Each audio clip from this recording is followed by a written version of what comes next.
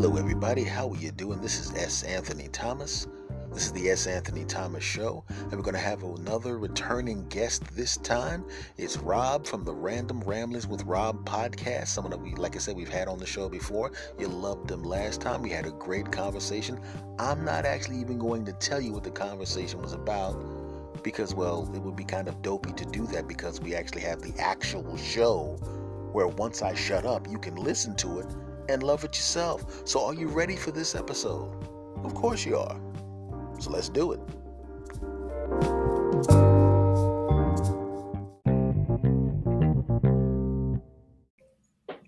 Hello, hello, hello. There we go. Got your drink over there? Yeah, I finished off the last bit of Jamaican rum. Okay, well, the good part about it is you'll be confessing disgusting secrets in about a half an hour. I don't need to be drunk to do that. Yeah, I was trying to give you an out, man. All right. This is a weird situation, my friend, because it's really weird being stuck in the house. Yes. Like this. And for people that used to go moving around a lot, and I am one of them, it is frustrating. Mm-hmm. The only thing for me is like I like to stay home anyway, so this has kind of been cool for me. That is because I saw that for those of you listening, obviously for those of you who've been listening for a while, you recognize his voice from episode number 14. This is B Rob from Random Ramblings with Rob podcast. Thank you for coming back, my friend. Okay, so he will be here every day doing 3-hour podcast. Oh shit! All right, I just have to clear that with my CEO. I mean, I know how it's been going, obviously, because we follow each other on social media. But I also know that you, good sir, you started from humble podcast beginnings, and now you are building a studio in your house. Yes, and it's been a crazy process too. I mean, I'm thinking about it now in hindsight, and I kind of feel like this would have happened anyway if I wasn't podcasting. But since I am podcasting, it was kind of more of an incentive to do it because I bought a house for my wife, and there was no space for me within the house. I mean, other than our bedroom and the kitchen, like the common areas. That's the thing this is for. I found out when I was watching. I looked at the stats for this show that I got a lot of young people listening. So Rob is 1,000. I'm 1,500. You people are young. This is for the guys. When you get the house, and he's married, so he'll tell you, it's not really your house, dudes. I think you get the bathroom and and a piece of the lawn.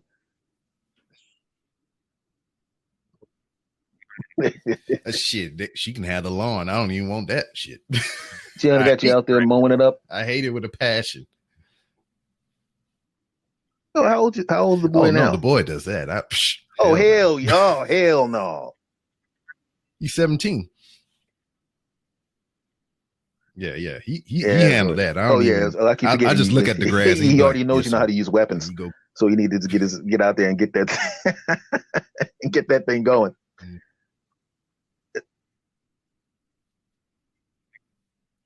Yeah, I don't like it whatsoever. I mean, when I was a young lad, still living in the confines of my parent house or whatnot, my father would have me.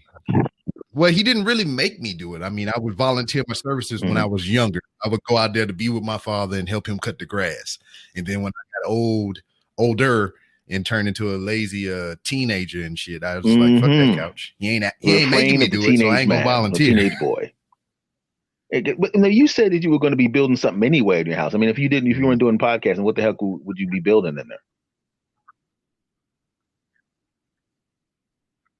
Well, see, I met my wife halfway in my military career. So I met her at the peak, from the time I met her until I retired, I pretty much met her at the top. And now that was the downslope all the way till I retired.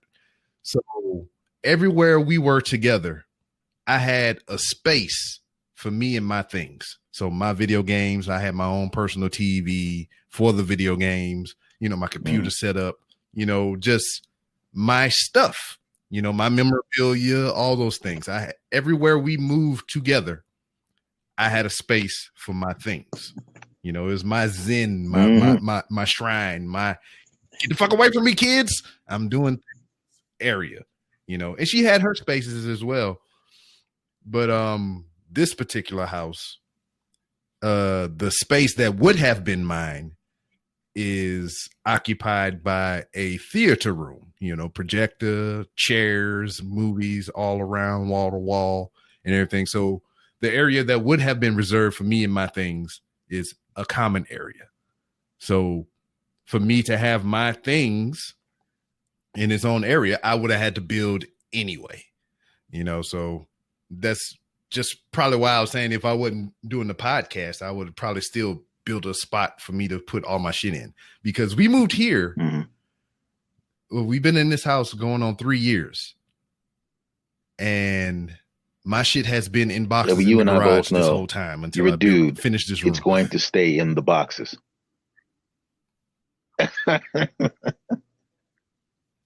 Yeah, I mean, so I pretty much cleared everything out of the boxes. The only thing that's boxed up in the garage now is all my old military gear, because I saved at least one set of everything that I used to have. I don't know why. I know I'm not going to wear it or anything, but I didn't have the nerve or the heart to throw it away. And then I don't know anybody that I can pass it on to. When you have something that's that, I'll put it to you this way. Obviously, I was never in the military, but I have a jacket. When I worked at the staff of the first comedy club I worked at as a regular headliner, and when I didn't headline at that point, I was still a kid, but I still have it hanging in the closet. Ain't nobody want no red satin jacket with the name of a club on it, huh? The Comedy Factory Outlet. Club. What's the name of the club? I don't know. I might rock that just because I'm a random dude and people ask me questions and I just give them some absurd answers and shit. I was like, oh yeah, man, I used to work there back in the day. I did shows every night.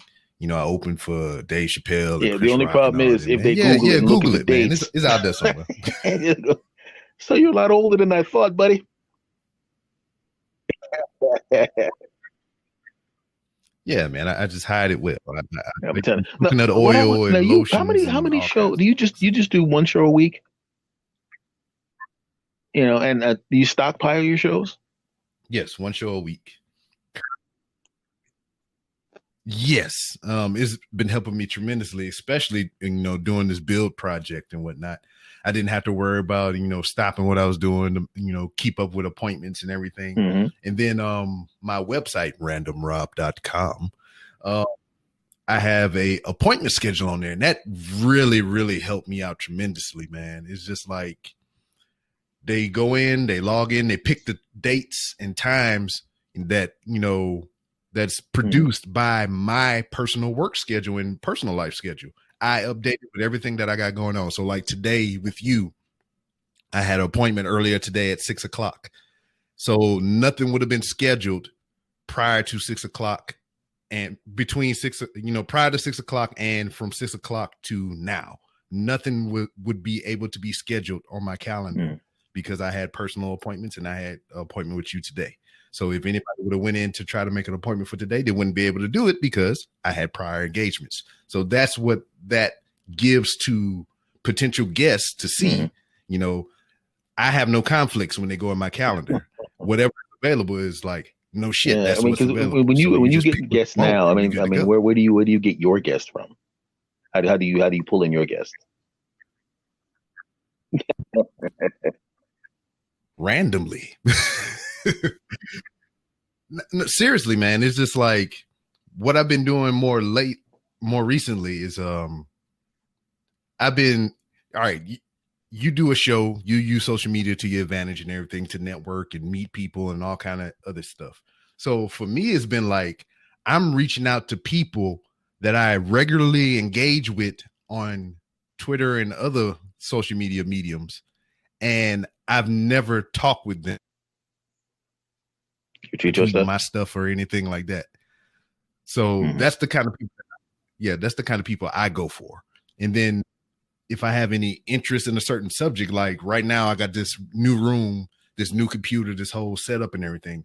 I'm looking to branch out into Twitch and other video streaming services. So I've been reaching out to people who are, well versed in that realm and whatnot, other Twitch streamers and YouTube content creators and whatnot. So I've been reaching out to those people to, one, have my audience be able to, tap into their resources and see what they're doing, and to educate myself. And I saw, on the subject that I'm interested in. I opened up a Twitch account basically because I wanted to watch stuff. So, because I didn't really know. I mean, I knew it existed, and I knew it was streaming, but I'll be honest with you. It's amazing. Like, you're on social media, you know all of these things, but then there's always like one or two things that everyone else knows, and then I'm sitting there going, I know Twitch exists. I know gaming. I know, and I understand they have big name. They have big time people there as well. But then I went there, and I literally didn't realize how big some of these people were. I'm going, how many million? What? Yeah. Exactly. And what kind of brought me more toward Twitch, because, when I heard the name Twitch, oh, this kid's on there playing Minecraft and video games and shit. I mean, there's nothing I'm really interested in per se. I mean, I like to play video games, and the whole concept of streaming yourself playing video games, it grew on me over time and anything. Because one, I know other people who do that and they highly enjoy it, and I want to support them. So, in order for me to do that, I have to download the app or create an account or some shit like that, like how you were saying, so I can support them. So that kind of drew me toward it that way. And then I looked into it a little bit further. Some of the things that are on Twitch really interest me, because I was trying to watch a program for wrestling, because I love wrestling. They had a CMLL is a big promotion in Mexico. They had this big event that they were doing with New Japan Pro Wrestling. So it's Mexico and Japan. They was coming together to have a wrestling Fantastic Mania, Phantasma Mania, some shit like that. And I wanted to watch it, and they were streaming it on Twitch. And I was like, the fuck? They do this shit on Twitch? And then I did further research, and another wrestling promotion, they post their shows on Twitch. So I get classic updates and everything. And it's kind of screwing themselves, because they post all this classic content on Twitch, and they have a paid service that also has the same classic content. So it's kind of weird. So I watch the free shit. I don't pay for that because I can watch it free on Twitch. I'll be honest with you. It's like when I watched wrestling as a kid and as a teen, and then I was gone for a little while, and then my little nephews, who are now 30, got me back into it when they were kids, and I came back just in time for the Attitude Era. So they're like, they were little kids, and they walk up to me, and I was trying to talk to them. I said, "You're gonna watch wrestling?" I said, "Yeah, I used to watch wrestling. I watch it with y'all, whatever." And I go, "So when's it on?" It doesn't matter when it's on. I'm looking at him like, the hell are you talking to? I was like, what? And I said, this has got to be some kind of wrestling thing, because I know darn well they know better than, what I'm saying?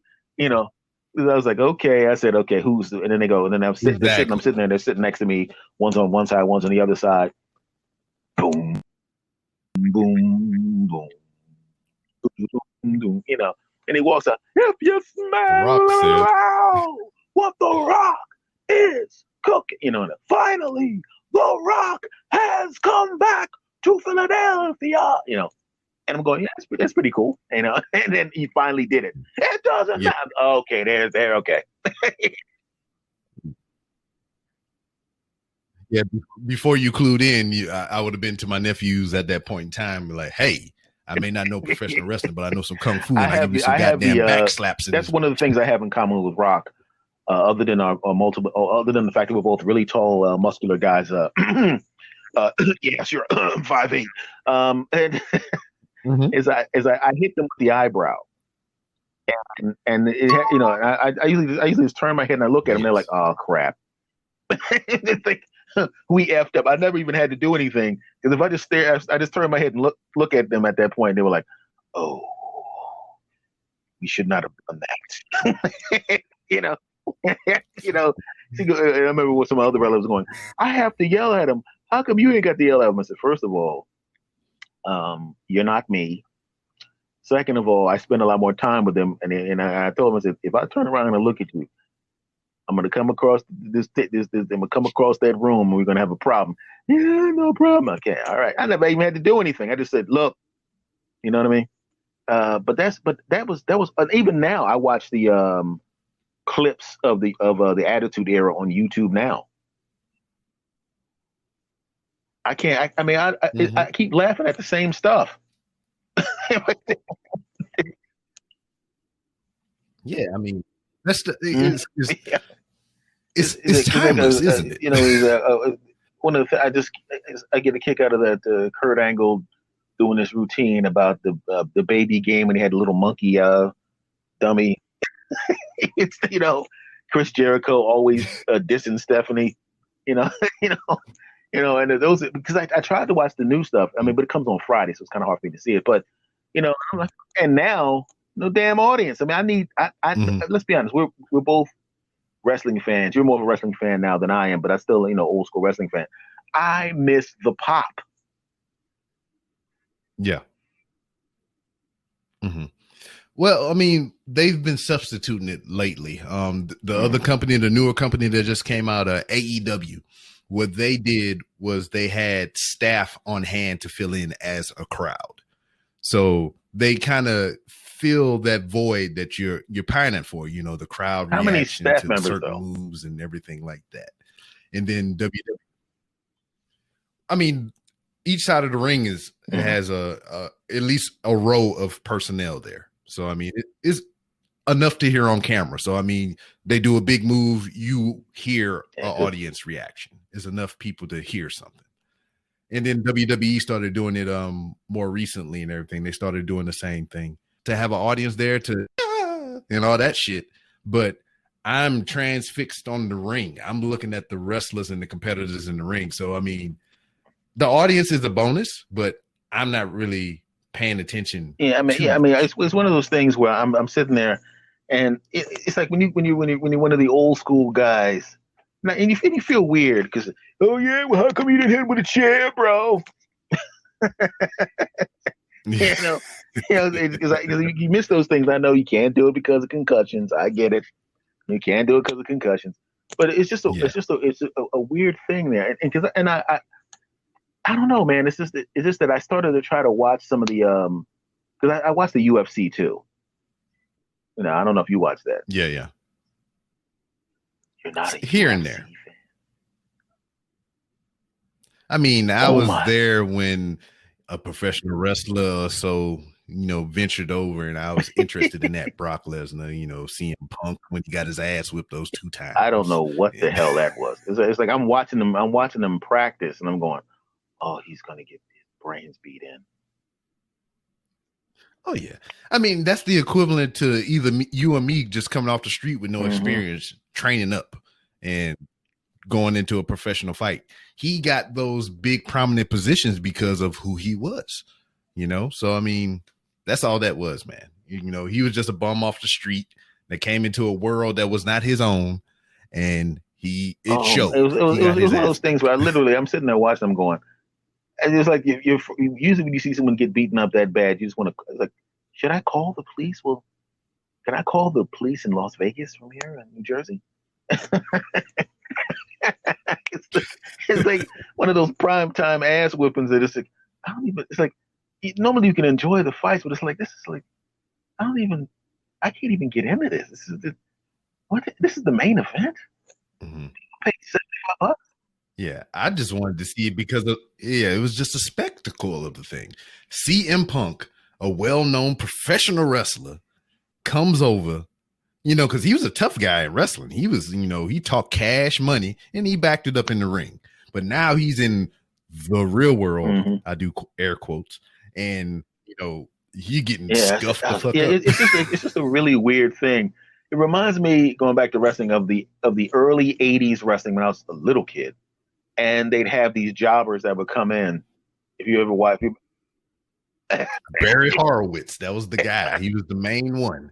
He would pat himself on the back and still get his ass. It was like, because as you know, Vince McMahon liked those big, giant Hulk Hogan, Tony Atlas monsters. Like Ric Flair looks little, and he's like, what, 6'1"? So he looks little next to these bastards, right? So Hulk Hogan was 6'4", 6'5", somewhere around there. I know he built him at 6'8". You know, damn 6'8", lion ass. I was like, really?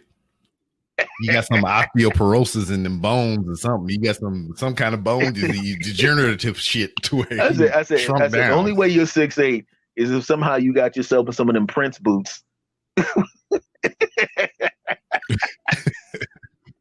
And then you make the Prince noises that adds at least 2 inches to it or whatever. So you're probably 6'6", and then you did the ow, and then you got 2 more inches. Because the thing is, even as a little kid, I used to buy the magazines, and they always have the still magazine of like somebody's got the camel clutch on somebody, with the blood on their face, and you see the lines across their forehead where they obviously cut themselves.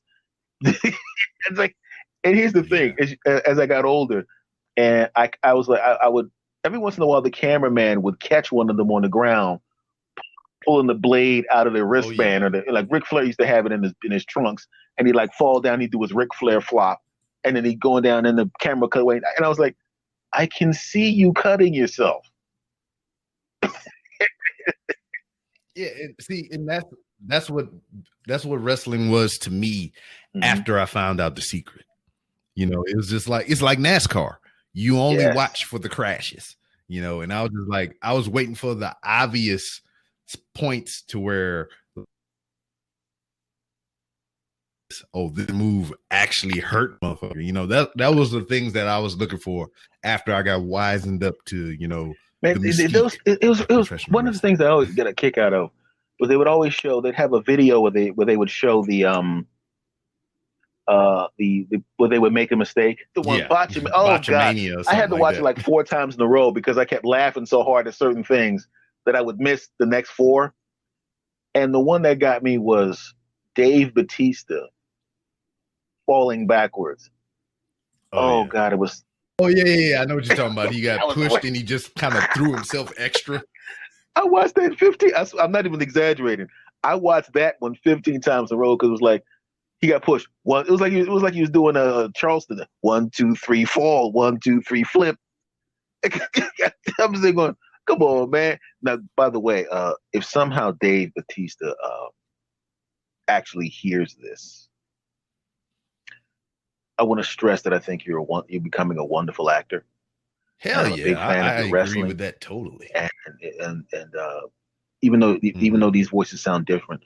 The person that was making fun of you and you're really, really bad, that bad bump you did, that was actually Rob S. Anthony. Yeah, I'm allowed. I'll take the hit for that one. That was me. I probably will heal a little slower than. Yeah, and then Dave, if you are indeed listening and whatnot, I know the COVID thing's going around.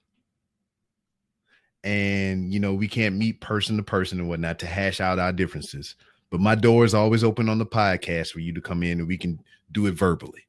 So, you can go to randomrob.com and hit the contacts tab and you can schedule an appointment. We can hash that out.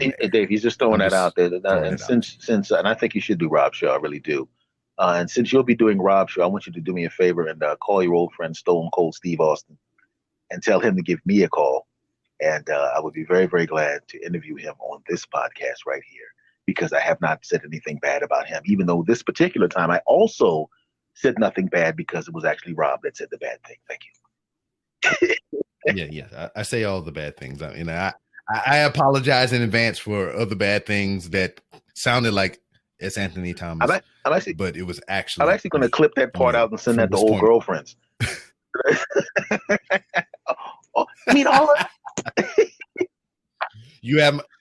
Well, here you go. You have my consent to do so. So, I mean, now you have that on record. So, if any legal things come up and whatnot, damn you right. have that. Let me write down the time that consent was put in the podcast. Okay, there we go. That way I can go back and find it quickly. I was too far away from the recorder to hit the marker button.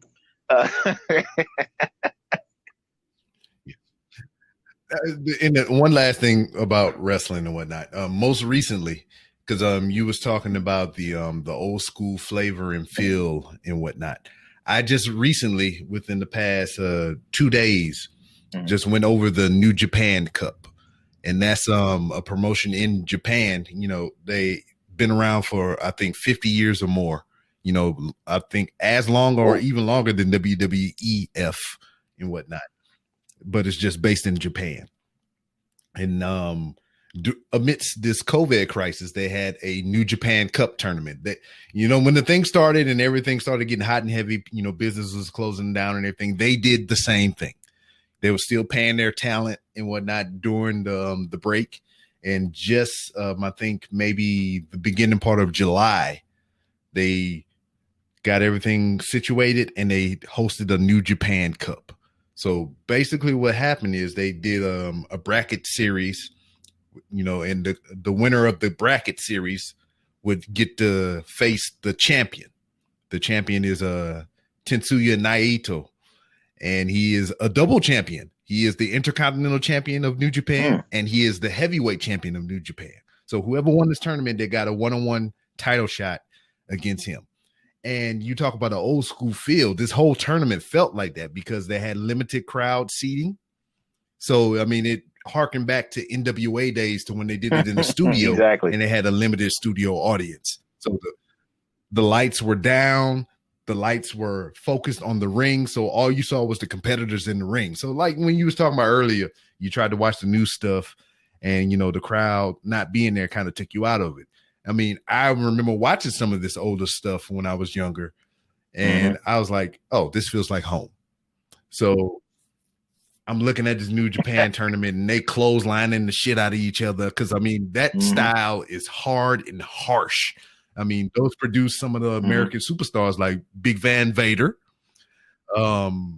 What's his name?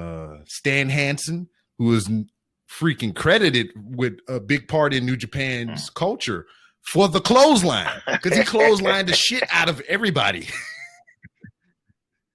And like when they have these big presentations over there in New Japan, Stan Hansen is still alive as far as I know.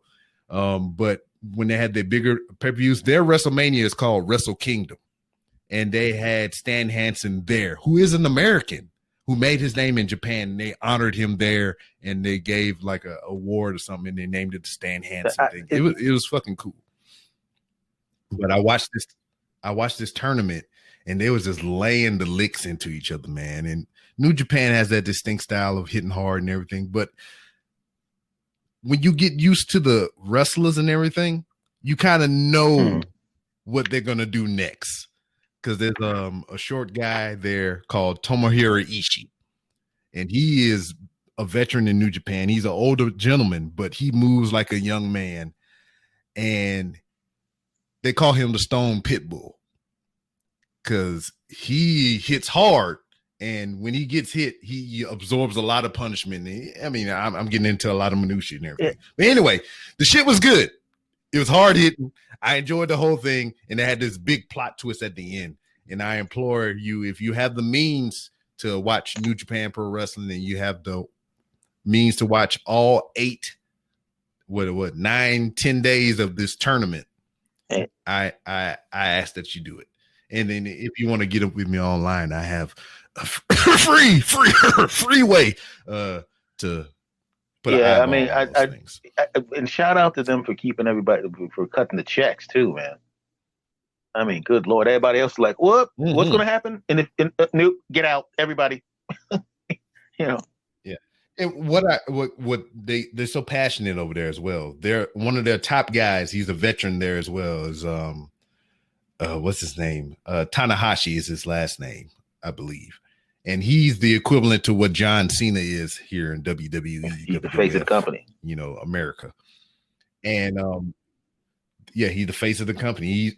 He's the standard bearer pretty much for New Japan. He's the ace, as what they call the top guy in Japan. So they did an interview post show of night one when they first came back, and it was very emotional for him, man. He was just damn. He actually had tears in his face. It was like, we miss the fans and everything, because I watched the translation. Yeah. I don't know Japanese. And you're talking about like, we miss the fans and everything that we applied here tonight, you know, within standards and protocol and whatnot, we'll carry forward to make every show here forward better. And that's a lot of passion, man. I appreciated every syllable and word of that life, statement. Man. I mean, you know, it's like when there's something that's anything that's specialized, it means a lot to you. I mean, you think about it. Just what you said a few minutes ago, how you have your uniforms. That was a big part of your life, dude. You know, and you're never going to throw those things away, because, you know, it reminds you of a time in your life that was ridiculously and incredibly special to you. It's like, I can't throw out this jacket. You know what I mean? You can't, you know, and the funny thing about it is there's really no reason to. It means something to you. You probably smile. You probably pick it up and touch it and smile and everything, you know, or think of something, you know, it touches you and everything like that. And so I understand when these guys cry when they retire. I get it. You know, I get it. Most of these people spent their entire damn life from a kid up until the point that they got into the wrestling. That's all they wanted to do. And now you're the ace. You're the standard bearer for in an industry where you dreamt about doing it as a kid, and now, of course, you're gonna cry. I mean, if, you know, or at least even if you can hold it together, I guarantee you get to hold it together in the back room. Yeah, I got to go into the bathroom and turn the shower on. It's gonna sound like crying, but it's really the water.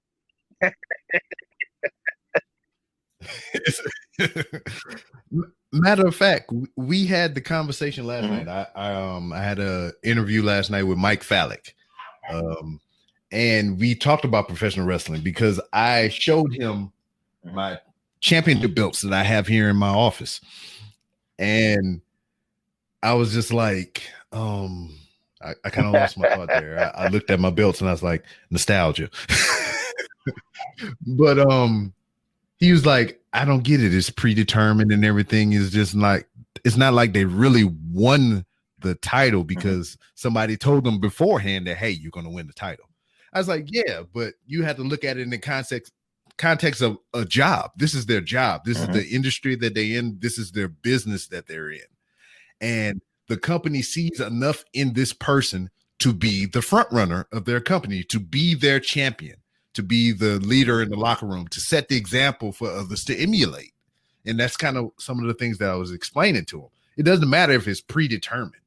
It's still a business and it's still a company putting faith in I mean, the predetermined part is the outcome of the match. What's not predetermined is years and years and years of honing your craft, figuring out a way to tell a story with your body, figuring out a way to connect with the fans, so much so that when that pop happens, the people in the back in the truck are going, whoa, you know, and the people they see the merchandise moving, when people get connected with you like that. And it's just like any, like you said, it was like any other job, you know. It's like they're going, okay, this is the guy that, you know, it's like when they have a meeting someplace and they go, and by the way, before this meeting's over, we have a new associate producer. Come here, Margaret. Yeah. You know, you know, and she's like, what? And she was expecting it. And then, you know, we all know, like when you started doing this, it'll be, for me, it'll be 7 years in October. And when you get that first email from somebody, you know, and you get you'll get emails and messages like, you're funny, we love your show. And that feels great. And you love it because it means, okay, I'm putting this out there and people are digging it. But there's going to be that first time somebody writes something to you where you can tell you really connected with the person. And there's really nothing like it. So, you know, and I still remember the first one. And I was like, oh, man, shit. You know, this guy, you know, these people actually, you know, I mean, there's people like, hey, you're funny, this, that, and the other. And there's people that, you know, really get into it and really dig what you're doing. And you know, you look at your analytics and you start noticing that, like, damn near everybody that listens to the show listens all the way through. I'm like, God, really? I'm like, what the? I'm like, okay, I just found that out when I was like, because I never looked at those things. So when you connect with people, it's man, it's just a great thing, and I even like seeing it when it happens to other people. When like you see somebody that had a bad childhood and they win the Olympics, or I love that stuff. Yeah, and then in the realm of podcasting, to that vein and whatnot, Jody B, Po Boys podcast. He's been through a hell of a lot of shit as a child or whatever, and he said it publicly. So I'm not saying anything that's private or anything. He was abused as a child sexually and everything. He had a rough upbringing and everything. Motherfucker got shot in the face, lost 2 fingers on one hand, and a bullet went through his freaking jaw and cheek and everything. You can visibly see these photos on his Instagram. You can follow him at JodyB501 or at Po Boy Pod on Twitter, and you can see the shit. He's not shy about it. He has time to acclimate to his situation and be confident in himself and whatnot. But that dude there is like, I found him as a fan. I heard him on other podcasts. I heard him on one podcast in particular as a guest. And, once I heard his whole story about getting shot and everything else, it's just like me and him just had a kinship since then. And then he would later on venture on into doing podcasts. By the way, like that. For those he's damn good. First of all, just to let you know, he was last week's guest on this podcast. And I had him on episode 18. So he's been on twice. This is your second time. And he thought he got embarrassed when I told him how good I thought his podcast was. Because I told you the same thing, because it was like there were certain people that just got it immediately. Jody got it immediately. You got it immediately. I was a comic, so it wasn't that big of a deal to transition over to this.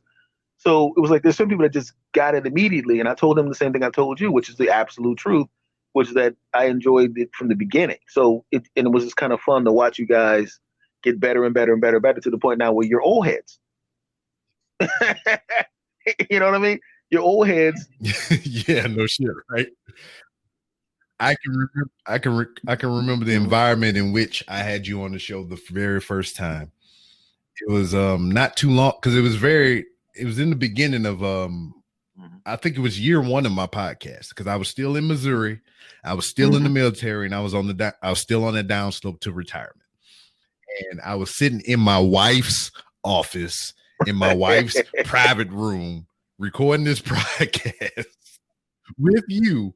And I can still remember, I just not so long ago got rid of the setup that I had previous. I had I started this podcast with an iPad mini and a USB microphone, and I had like this special adapter to connect the USB into the freaking. Isn't it kind of funny when you look around and you see how much podcast with. It's like if you looked around here right now, you would see cords, microphones. I got all these different microphones recorded all over the place, and like right now, obviously I'm using this right now, but it was just really weird how after a while you get your workflow down, because like now you've moved, because you built this thing for yourself. You built this office, and now your workflow is going to be a little bit different. A little different. You're in an office now, and it's your place. You're not picking up a laptop and moving it someplace, or picking up a soundboard and moving it someplace. This is the spot. So the workflow is different. And so when you were talking about Jody, it's like there's a lot of guys we know, and that do this thing, and you get to this is a unique art form insofar as you really get the feeling that and like the people, because we've all become friendly on these platforms, because first of all, you get to hear somebody talk for an hour and a half, 45 minutes, 3 hours, whatever, every week. If you don't know the bastard by then, you know what I mean? Then you're trying not to know the bastard. You know what I'm saying? Man, I got to ask you this, because you've been around for 1,000 years. I've been around for 1,500 years. You've been around for 1,000 years now. Have you gotten any weird ass messages from people? Yeah. And, and this was what I was going to bring up about a little while ago. The same conversation that I had last night about professional wrestling with Mike Fallick. I got to see one of I call him a peer. And, I kind of looked up to him even way before, this whole social media thing even really boomed up and started. This was back into the years when I was in high school. I kind of looked up to this dude because as far as technology goes, he was on the forefront of a lot of shit. So now I'm reconnecting with him from my childhood and whatnot. And he was on Twitch last night streaming his a broadcast and whatnot. And I just tuned in because I was in the office. I was doing some work. I was editing some things. And I got a notification. Hey, he's on Twitch doing a live broadcast. So I tuned in and they were just talking about all kinds of things, you know, from culture, pyramid schemes, all kinds of shit. Because they talk on an intellectual level and whatnot. And I forgot how it happened, but it was you know what, dude? I'm drinking this Jamaican rum and I'm losing all the thoughts. A lot of things is coming in and I'm trying to filter the right ones. Did you think I told you? I said by the end of the show, I'm all over the place. Get out of your drawers, Rob. I'm podcasting.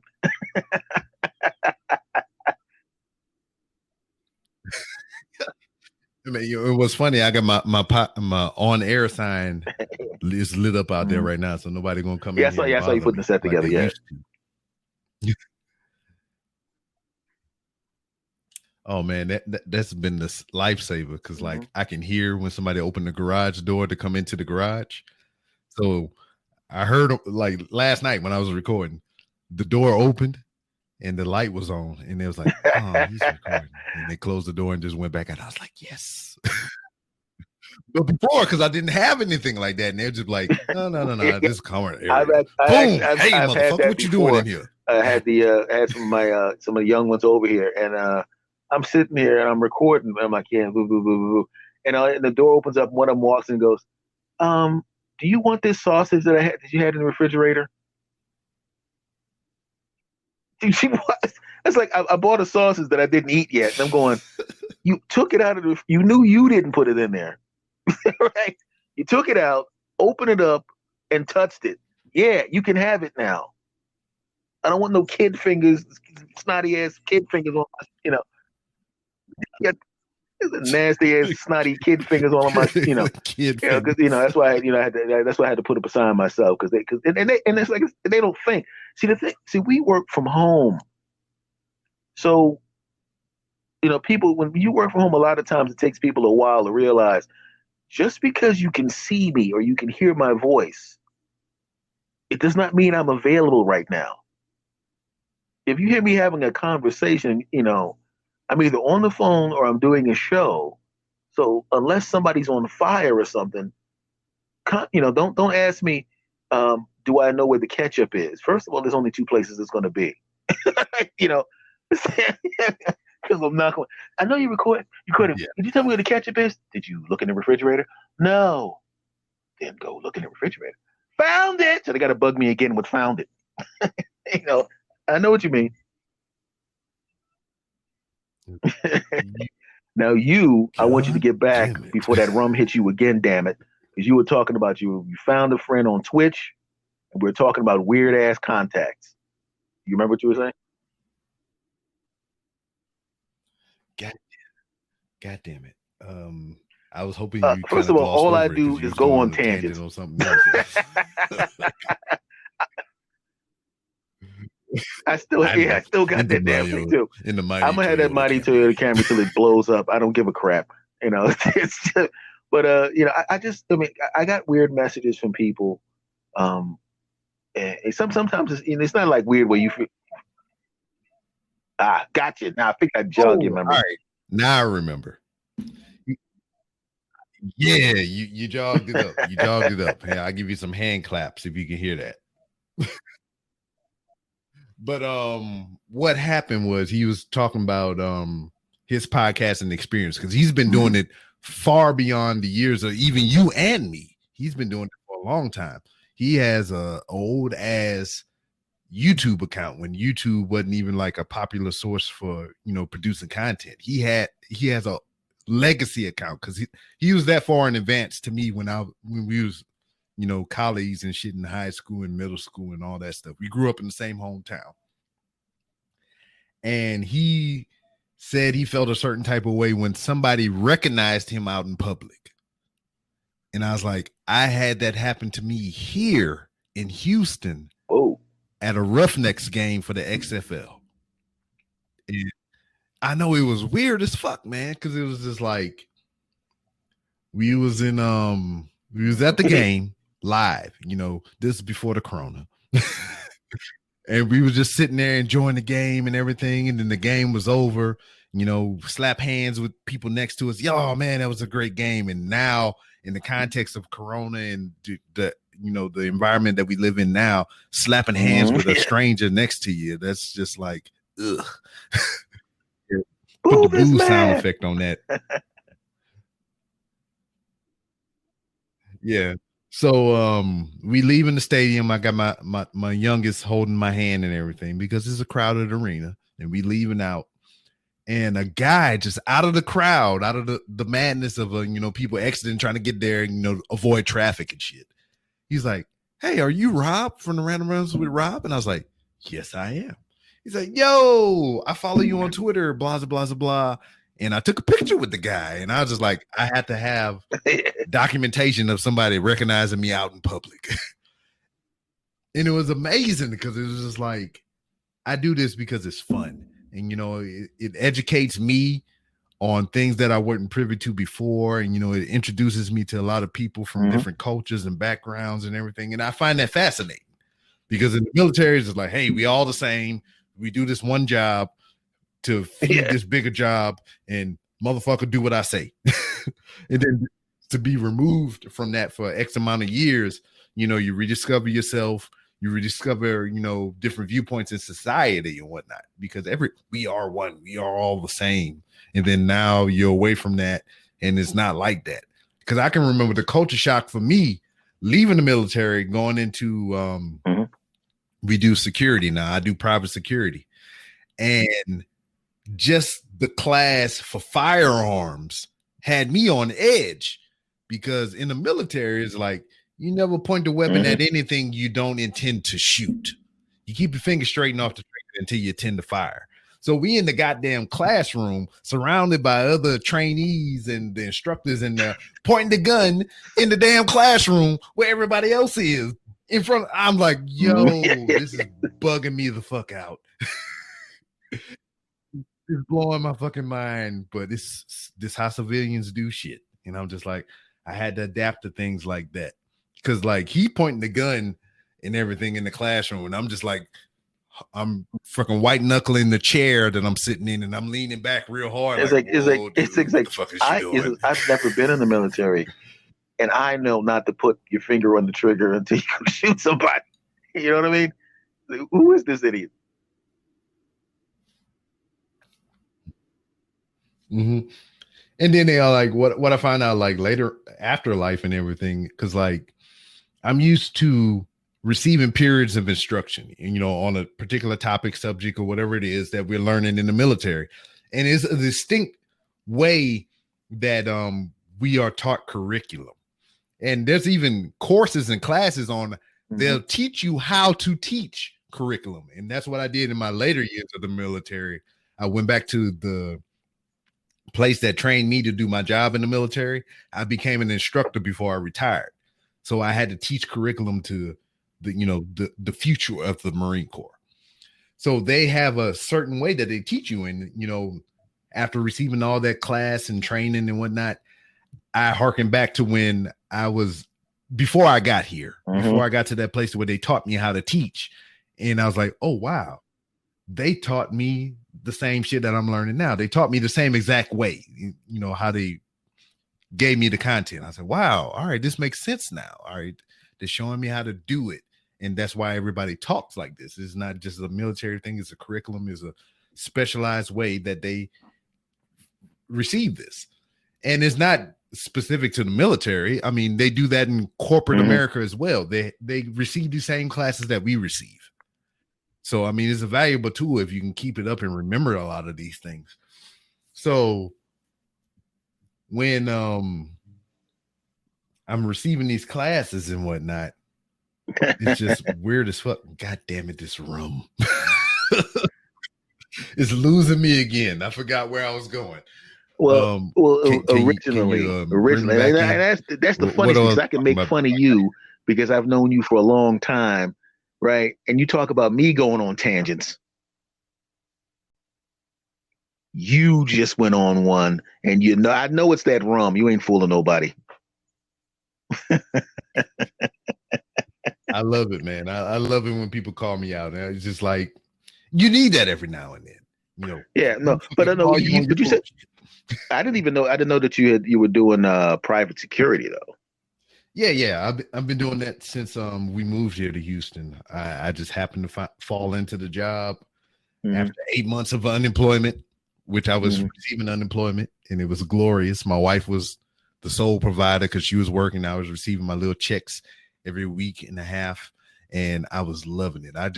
That's when I grew the luscious beard and whatnot.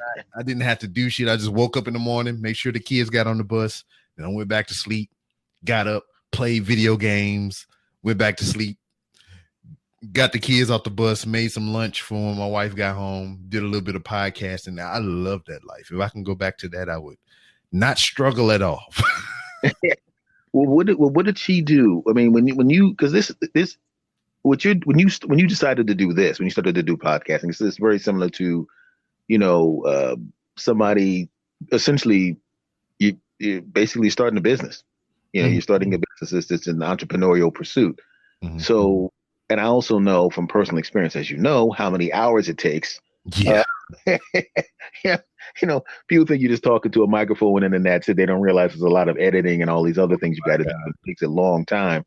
But how did she put up with that? Because I know that if she gets used to you having your home, like I said before, when you're home, people think because you're there, you're available. Now you're starting something from the house, podcasting. You got to get guests. You got to do these other kind of things. You got to go to these, you're doing live shows and things of that nature. How did the missus deal with that? Now, in the beginning, it was rough because I was still in the military when I started doing this. The basis of this podcast, the genesis of it was that I was going to have people, that I served with in the military come on and tell their stories, because originally I wanted to write a book about my military escapades, but, trying to do the shit, sitting in front of the computer, type on the keyboard. I was like, I ain't really feeling this shit. And then, I was listening to podcasts at the time. I was like, why don't I just do a podcast? I could set the microphone up. They can tell the stories for themselves. I don't have to freaking ad lib or freaking, paraphrase all their stories for my content and whatnot. And you can just hear it straight from the horse's mouth. And that's what I did in the beginning. I think episode 1 through maybe 15 or even 20 was just that. People that I worked with on the regular, I would just during breaks set the microphone up and the recorder, the iPad mini, and we would just talk shit like we normally would do. We just pretend the microphone wasn't there. And that's what the beginning of it was. And then around episode 5, that's when I had my wife on for the first time. And I asked her when it was the first time she ever sucked a penis and all kind of stuff. And then at the same time, episode 5 was when I got a little more into what I was doing and I bought professional equipment. So episode 5 and beyond was kind of embarrassing because I asked my wife about sucking penis, and we was also drinking at the time. It sounds about right. And from then on, it was just more of like, this is fun. And I was receiving that training at the same time at the schoolhouse about how to teach curriculum and everything. So I was trying to hone my interview style. I will always harken back to episode, I believe, maybe 12. If that's not the correct number, it's the episode entitled J Guns. Is the one where I went to a coworker's house, mobily went to somebody's place with my equipment and to do a podcast. And he was one of those interviews like, so man, what you think about this? It's cool. He was that guy. Jeez. And he was the one that made me realize that I got to try to be a better interviewer because I might run into more than one person like this in my podcast in the future. So he was the turning point for me, episode 12 or so, whatever one is labeled Jay Guns. And it was funny. I just had him back on, I think 2 episodes ago. Mm-hmm. Yeah, because it's like and we talked about that. We talked about it. Yeah. He's like, dog, I'm glad you said something because I don't even know what we were going to talk about this time. Yeah, man. It's one of those things where it's like you can't ask. You can't ask. It's like it's the exact opposite of what a lawyer would do. I know better than to ask yes or no questions. I never ask yes or no questions to guests. I haven't asked you any yes or no questions. You notice that? Mm-hmm. But I know that you have no problem. Yeah. And then again, I mean, it's just like we've been doing this for so long to whether we, the host or the guest, when somebody is asking you for content, we know to just go beyond that yes or no. Yeah. Unless they specifically ask. Yeah, I'll be honest with you. Even if they ask for a yes or no, it's still getting more than that. So, yeah, I mean, that's the thing. Because your wife, I remember one of the videos I saw that you did. You went to surprise a relative, and you had those Virginia. And I was laughing when you ate those big ass biscuits you were eating. Oh, you ate 12 biscuits. I love that place. If you're in the northeast region of the United States, specifically around Virginia and Raleigh and all those places, upper North Carolina, there's a place called Biscuitville. And it's fucking delicious. And I love it so much. My wife, when me and my wife was serious, we moved in together. I think our first major trip together was to her nephew's high school graduation, and we drove from Georgia to Danville, Virginia, where the graduation was. And she's like, "You want to get some Biscuitville for breakfast?" I was like, "What is this ville of biscuits that you speak of?" And she took me there. We went through the drive-thru, and I looked at the menu, and I was like, "Wow, everything's on a biscuit." And I was like, this is relatively cheap. So I was like, all right, well, shit. Let me get a sausage link biscuit. Let me get a turkey biscuit. And let me get this kind of biscuit. I don't even know what that is, but I want it.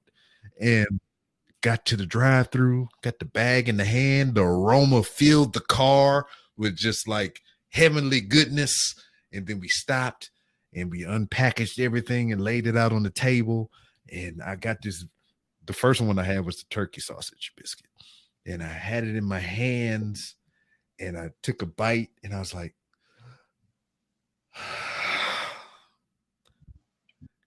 "Can we go back?"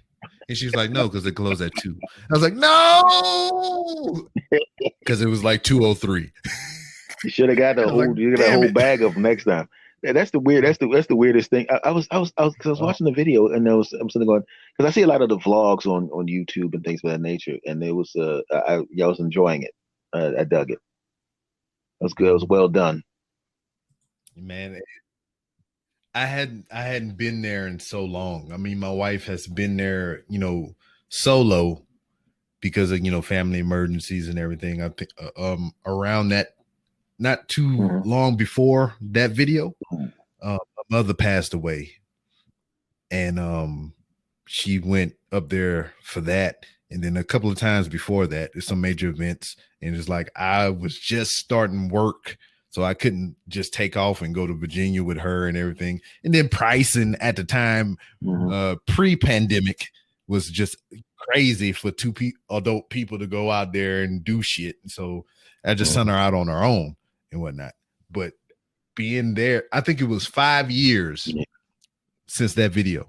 I mean, not since the video was made, but 5 years previous to that video that I had been to Danville. And that's the last time I had fucking Biscuitville. Because when my wife went there, I would cuss her the fuck out. She's like, "I'm going to Biscuitville." I was like, "Fuck you." That was like the only venom and deceit that I would even spit at my wife when she said she was getting Biscuitville and I was not able to get it. It would have been great if she live streamed from Biscuitville just to let you watch her. She could watch her eat the biscuit. Man, I've had this thing to where like I would watch these movies and people would get upset and start breaking their own shit. You know, I was like, I don't understand that. I mean, because that's your shit. You paid for that, and you put all your time and effort at your job to accumulate money to buy these things, and you gonna fucking break them. I don't understand that. At that, if she would have did that to me, I would have broke something. Now, what is the deal? Because she did some podcasts as well. Oh, now, boy. how does it go having a 2 podcast family? Now, see, the idea of us doing a podcast together came from a place of it would give us more time to do things together. This is another thing for us to bond over and to, do couple shit. Yeah. So that was the whole basis of her idea to start our own podcast. So we did it. We started. And I told her, I was like, hey, I do my podcast every week. And, there's a lot that goes into that. And then at the time that she pitched it to me, I was starting the wrestling podcast that I only do occasionally now. But at the time, I was thinking about doing it more seriously, also being weekly like the Random Rambles with Rob. And I was like, hey, look, if we're going to do this, I'm all for it. I love doing this shit. And if this is something that you're really interested in, this is something that you want to do, I'll handle the social media. I'll do all the account shit. I will edit and do all the stuff. The only thing that I ask of you is to come up with the topics and what we're going to talk about. I can handle all the rest. And she had a hard time doing that. So episode 1 that has not ever aired, really. I mean, we had 6 episodes for the podcast that we called The Real Robinsons, which was originally going to be The Real Robinsons, REEL, because we was going to review movies. So it wound up being The Real REAL Robinsons, because she's like, we did the first pilot episode and she's like, she wasn't really feeling it. Because the movie we saw was Creed 2. We went to the theater and saw it, and we was gonna come home, do a review about it. And me being me, random as fuck, I was going all over the place. I was comparing Creed to other movies and all kind of stuff, and she did not like that at all. She just wanted to talk about Creed and nothing else. So that episode never aired, and we didn't put that out. And I was just like, why don't we talk about our trials and tribulations from beginning to current with our relationship? So it was supposed to be an episodic saga of from how we met to current day.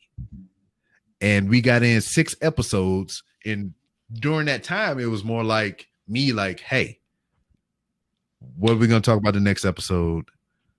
And what days are we going to record? And she's like, all right, this and this and this and this. We'll record on Tuesdays. So we got through those first 6 episodes, and it was more like, hey, Tuesday coming up, we got to record another episode. Remember where we left off? Yeah, cool. Tuesday roll up. No recording. Then Wednesday roll up and say, hey, we missed Tuesday. So, I mean, I know it's Wednesday now. I mean, we got to set up another day. Like, you want to try to do it on Thursdays now? You know what I mean? Would that be more convenient? Yeah. Thursdays is cool. Thursday roll up. I'm not really feeling it. And that's what happened. We got to 6 episodes and it just faded the fuck out. And I was like, I ain't going to even push the episode, the issue and all that other crap, because I'm trying to do the wrestling show and the main show. So then it was a sunny day. I remember this vividly. It was hot outside, here in Houston. And she grabbed me firmly by the nape of my neck and the belt line of my pants. And she just proceeded to throw me under the bus on Twitter, saying that Rob is busy doing his other ventures and everything with his podcast and everything. So there would be no more episodes of The Real Robinsons. Not consulting me, not telling me, not giving me a heads up. Just, grabbing me firmly by the nape of my neck and my freaking belt line and my belt and just throwing me smooth under the fucking bus. I was like, word, yeah, that's how we doing things. He chucked you under there. So that's how that ended. And I was like, that's the thing though, because doing 3 shows though, man. I mean, it's not the same as doing the same show on 3 different days. Because doing 2 different shows or 3 different shows, that's you essentially have to because you can't have exactly the same thing on everything, so you have to do something different, and it's and and the editing flow for 3 shows for different shows is not the same. So and cause I was wondering about that because I knew that you were doing that, and I was wondering about because you said, I remember you saying something about doing a show with your wife, and because that's the thing, I don't have the spouse, the kids, or anything like that, and I know. I mean, how were the little ones? Even though they're not little anymore, how did they react to you doing this as your actual big time in the house, lots of work you have to do type situation?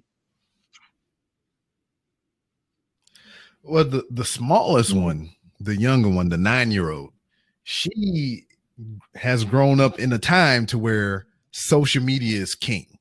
So all she knows is YouTube and all these other streaming platforms and all kind of stuff. So she think what I do is cool.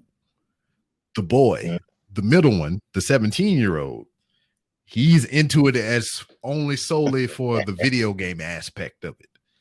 Because he loves fucking video games, as do I, but he is like times 6 with the shit. And I had to get in his ass because he'll live that life and negate his schoolwork. So, I mean, we have a head button as far as that goes and whatnot. So he's aware of it and he thinks it's cool. And he's told me in certain instances, like, if something was to happen to you, we would carry on your podcast legacy. I was like, God damn. I mean, I think they might. Know something I don't know. You got to check that drink you're drinking. I make those myself. I don't ask them to bring me anything. But then, damn, the oldest one, the 19-year-old now, she was here in the house. I mean, she doesn't live with us anymore, but she was here in the house during the whole beginning of this, and she thought it was cool, and she thought it was something kind of cool to do with her siblings, because at a time I was having them just those 3 by themselves record, just whatever they want to talk about, and I was going to kind of turn that into content. But, she lost interest in it because she's not a lot, but she's older than them. And, her interest turned into something else and yada, yada, yada, yakety schmackety. So she kind of fell out of it.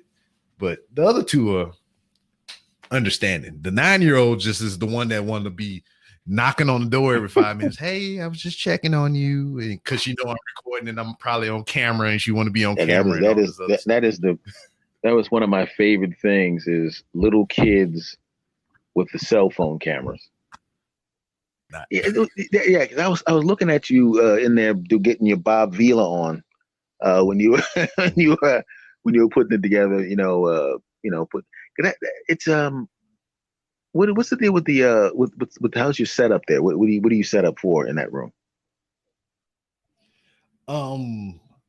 I got it to where, I mean, there's still a couple of components that I need to get, but it's set up for everything, man. It's just like right now, if we want to do a video broadcast, it's set up. I have a camera set in between both of my screens here. I have a freaking light right above the camera to give me ambient lighting and everything for a video. I have the ambient setting in here. I have a television right above my monitors for whenever I do my video game streaming. I have everything set up for whatever type of multimedia you want to do. I'm ready to go. I mean, when you go on Twitch, I mean, are you going to do primarily gaming, or are you going to, incorporate your podcast show into the Twitch, if that's possible? Because I don't know that much about Twitch yet. Yeah. I'm doing both. I think some of the first bit of content that I put on Twitch was an interview that I did. I mean, and it wasn't even my interview. I was a guest on somebody else's show, and I just happened to record it, and it was just like, it's cool, and I just threw it up on my. I mean, oh, you uploaded the video, or did you pop on live? What I did was I recorded the video, and then I went live on Twitch and just played the video. Yeah, so what I did was I edited the video after I was done with it, and then there's a program that I have on here that allows me to live stream content from my desktop to, you know, various social media platforms. So all I did was after I recorded it, I opened that program, I linked it to Twitch, and I just played the video on my desktop. And then in the corner of the video, you'll see previously recorded on whatever date that I recorded it on. So they know it's not like live as we record it. So are you okay? Go ahead. And then the video before that, the very first one I did, we were actually live doing that, and I was doing it actually live on Twitch. That's what I was wondering, because like I said, I didn't know much about Twitch.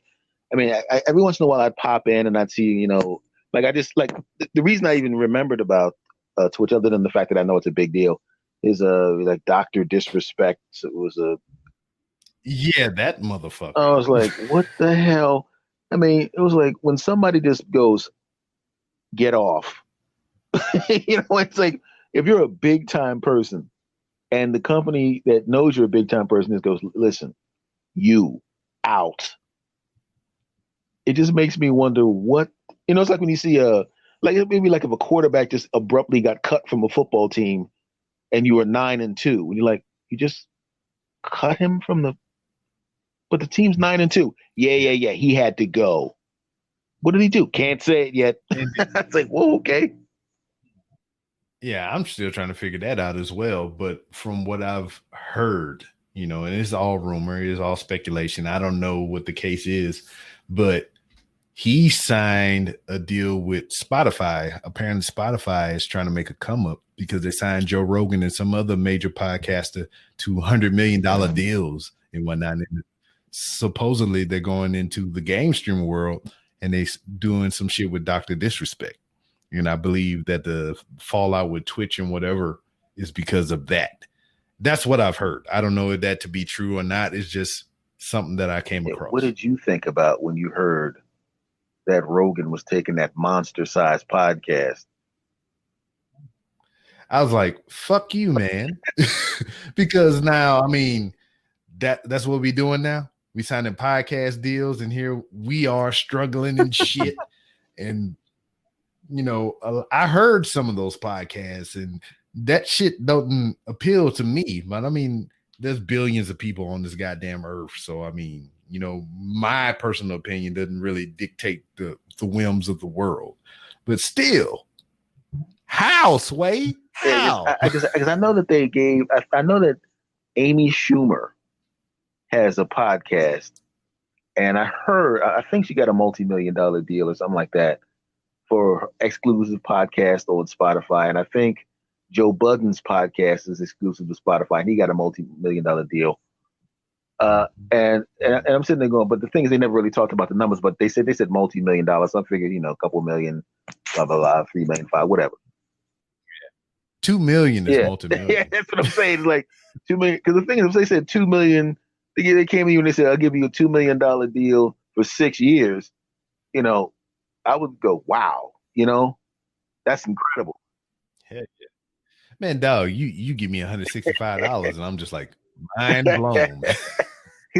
When I heard that deal, I mean, I was watching something. I was looking at something on Twitter, and they go, Joe Rogan signs a deal with Spotify, and now I'm sitting there going, was he singing now? What the hell? You know, like, what?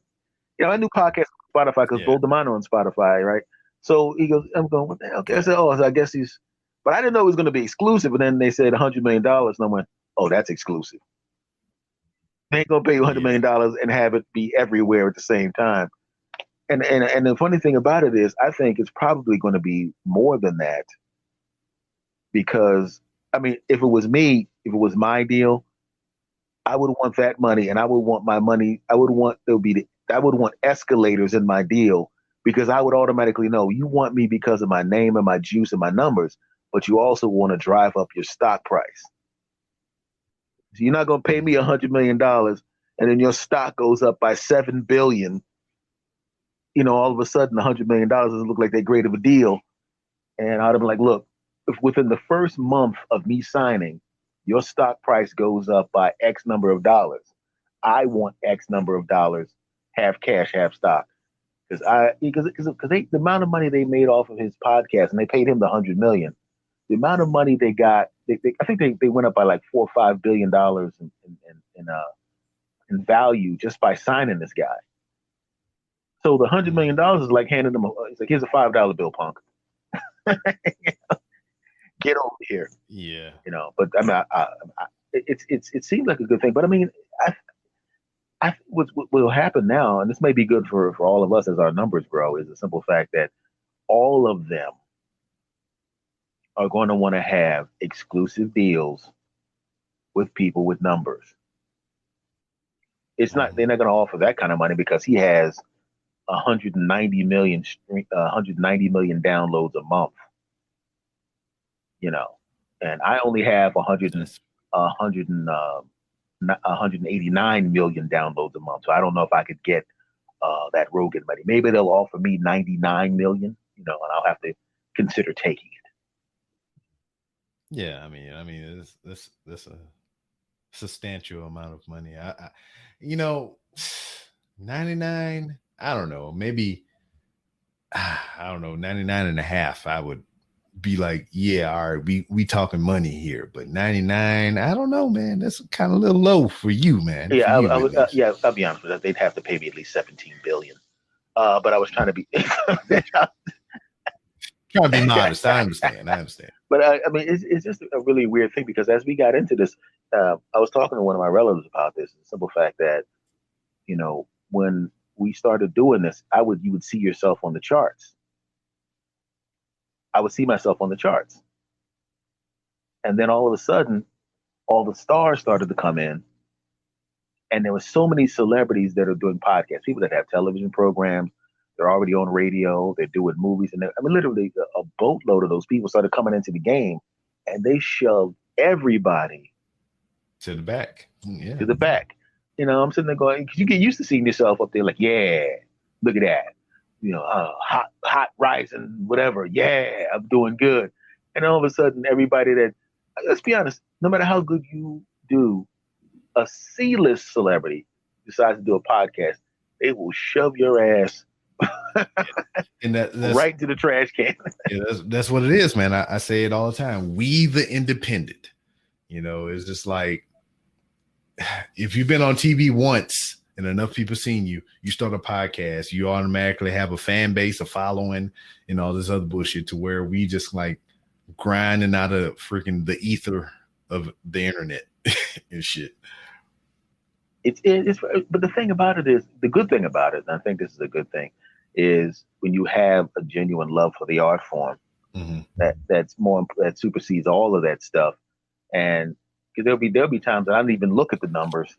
Because we were talking a little earlier, and I didn't even look at the numbers because I looked back and it was and I looked at the numbers only because I wanted to see how much listen time that the podcast was getting, because I already knew how many people were listening, right? So obviously you keep adding more people, so you have a general idea of you'll add a certain number of people every week and whatnot. Then there'll be a big blast of people that come along. You hold on to most of them, and then it keeps building from there. But I see these people, they come in with these big ass numbers, people I never even heard of, and it's like, oh, we're on episode 2, and I just want to say it's really great to have 75,000 downloads on our second episode. I'm like, what?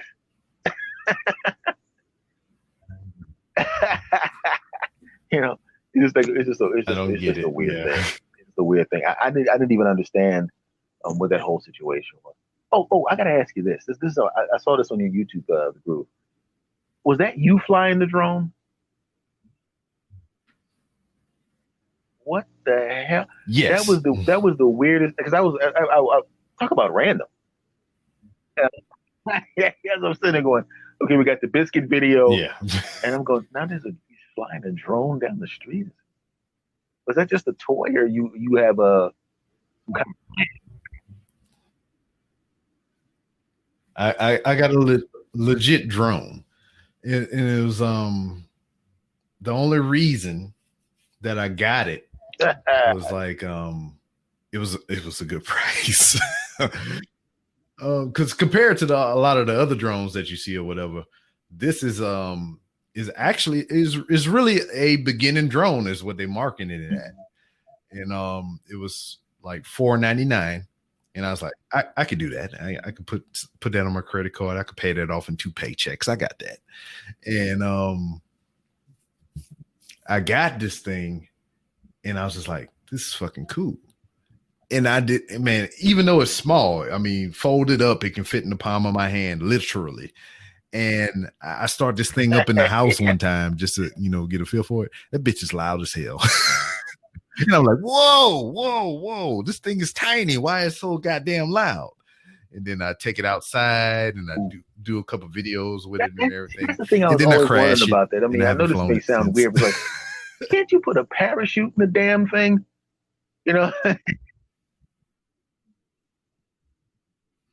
Well, yeah, they make crash cages for that specific model because since it's entry level, is beginning, is an affordable price.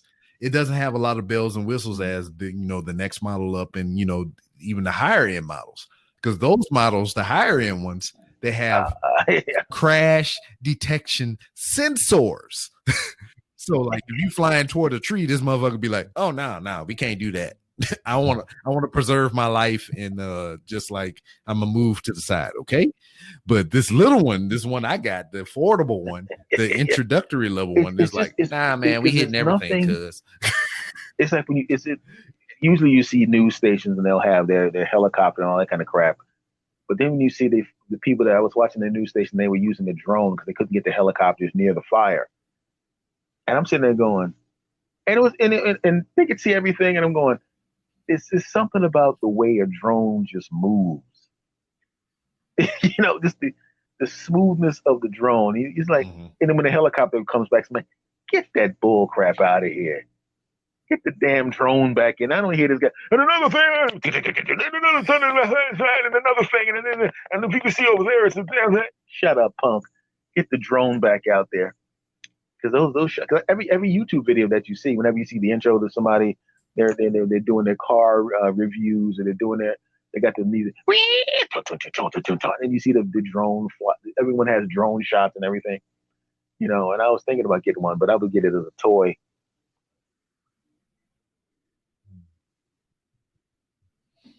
Yeah, well, they have some ones even smaller than the one I have for a lower price and everything. And I thought about getting one of those, but the geeky techiness of myself wouldn't allow me to, because I think they even made an Iron Man edition one. It was like $100 and something, and the only thing that kept me from getting that one was it was 720p, and I was like, oh man, I'm filming in 4K, baby. I can't use this inferior shit. Dare you make this?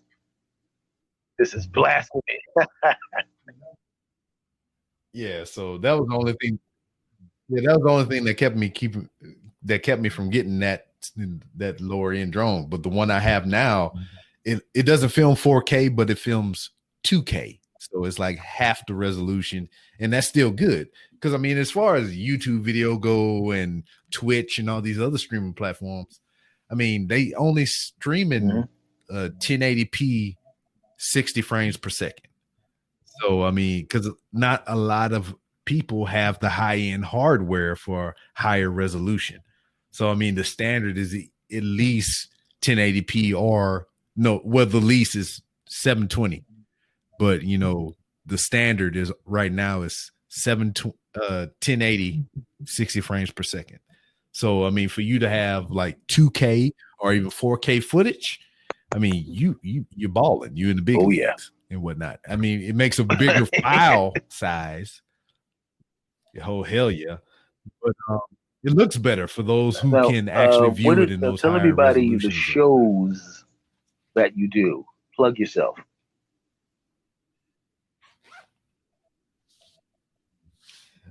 Hey man, it's not that type of party. I know I had some Jamaican rum for the Twitch stream, but I ain't gonna be plugging myself on you.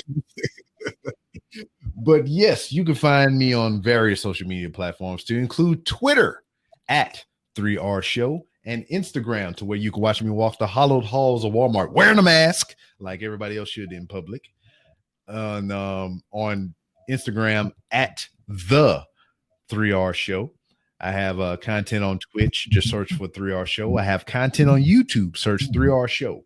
And for anything that I may have missed to plug, you can go to randomrob.com.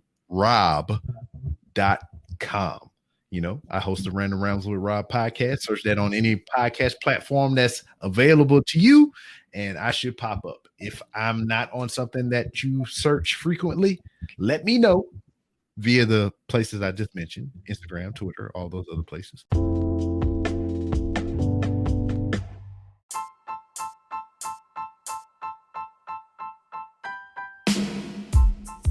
All right, everybody. Once again, thank you very much for coming back. Thank you for loving the show. Thank you for spending this time with me. I appreciate it.